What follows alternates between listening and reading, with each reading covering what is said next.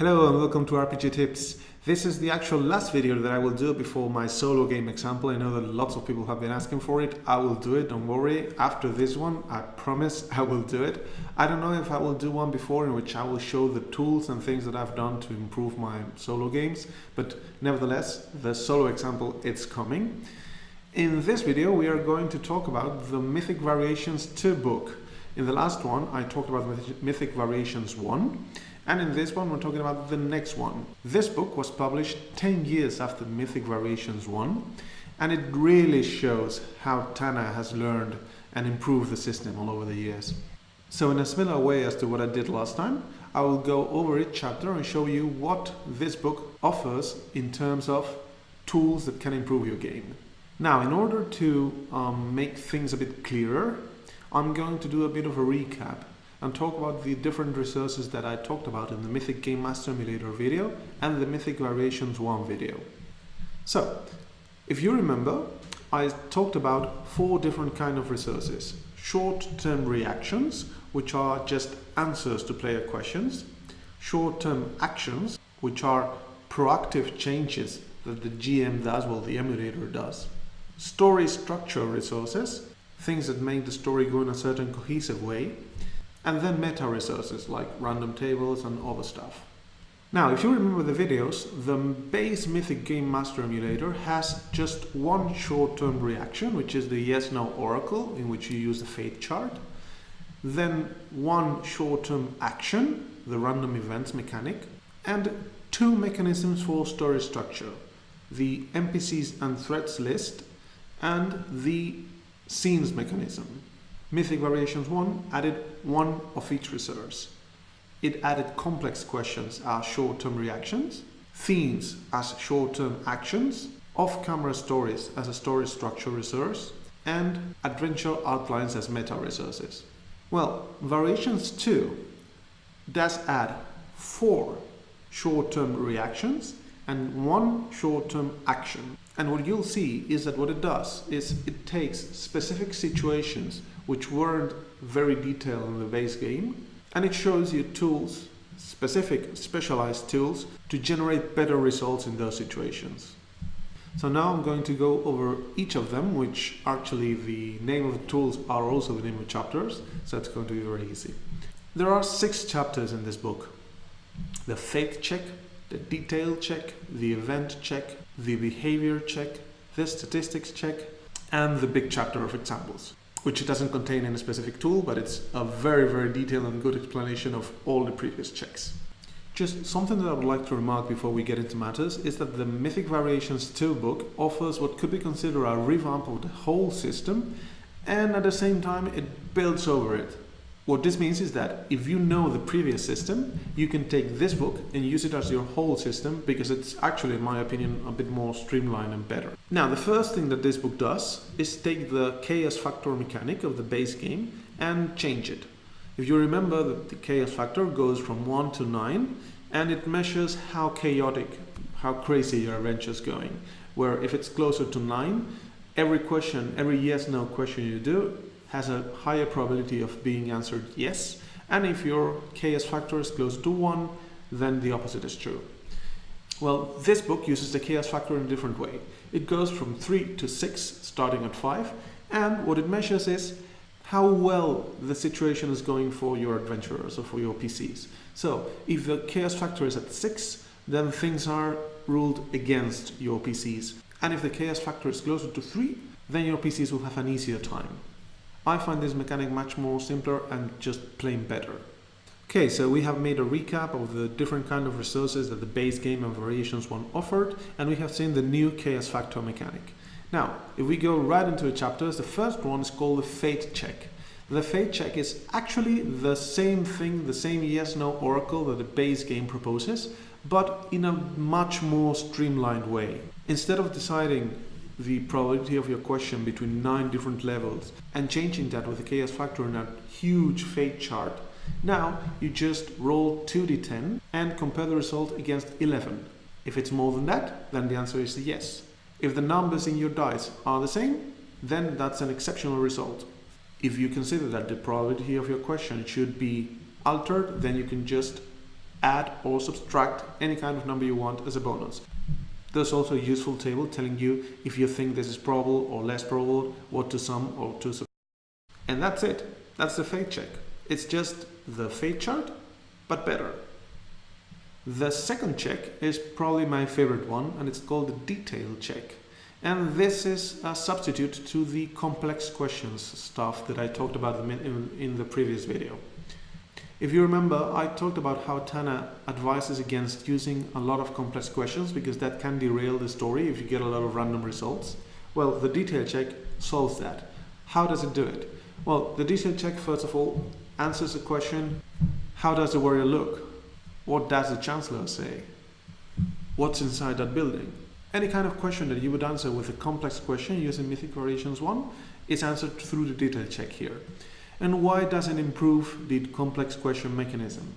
Because it forces you to roll again 2d10 on a table in which the worst results are negative emotions to your PC, anger, fear. The highest results are positive emotions, calm, courage, and the middle results are things that relate to the story. So for example, you could get a result of how does the warrior look? Focus PC. If it focuses on the PC, then the warrior looks have something related to your PC. If your PC is, for example, a brood beacon from the north, focus PC would be another brood beacon from the north, or something related to that. If the answer to how does the warrior look was fear, then maybe the warrior is related to the horrible warlord that razed your village some years ago. It's just a very simple and elegant way of merging the story and things you have discovered previously with the new things that you find. The third check is called the event check, and it's just the random event mechanic from the Mythic base game. The only difference in the explanation is that there's a third moment in which you can use the event check. The first two are the usual ones. You can use an event check when there's a scene interrupt when you set up the scene, or if you get a random event in your fate check. But you can also roll for an event check when you determine that the situation demands one. Overall, it's just a random event mechanic codified the same way all of the mechanics are. As you can see, this is one thing that the Mythic Variations 2 book does very well. It takes everything that we know about and codifies it the same way. Everything is a check, so it's a bit easier to understand. The fourth check is, without a doubt, the most complex one. It's called the behavior check. And you use it when you want to generate results about dialogues or combats in a very, very specific, detailed way. It's something that you would use if you are fighting, for example, the main villain of your campaign, or if you are having a very important dialogue that will decide the fate of your PC, for example. The mechanics of this check are also the most complex one in the book, mainly because all of the other ones are very simple, and this one is complex. In fact, to be fair, I haven't even used it that much because it's really complex. It depends on three things. When you find a new NPC that you want to use a behavior check with, you have to decide its descriptors, things that describe the NPC, the disposition, and the theme of the situation. Based on the theme, you decide which descriptors apply to the situation, and with those you set the disposition, roll a random table, and get the action that the NPC will do. There is also another random table that gives you unexpected actions if you get a really unexpected result on the first random table. Now, as I said, this check is very complex, but based on the examples from the book and based on the limited experience that I have with it, it generates very satisfactory results. And the last new mechanic and the last check that the book offers is called the statistics check. And it's actually a modified version of a mechanic proposed on the Creature Crafter, which is a book that I will cover that I haven't covered yet. But what it gives you is a way of generating the statistics of a monster or an NPC on the fly when you find them. Now, the mechanics of how to do it are very, very smart because they generate results based on the relative force of the monster compared to your PC. So you will always get interesting results.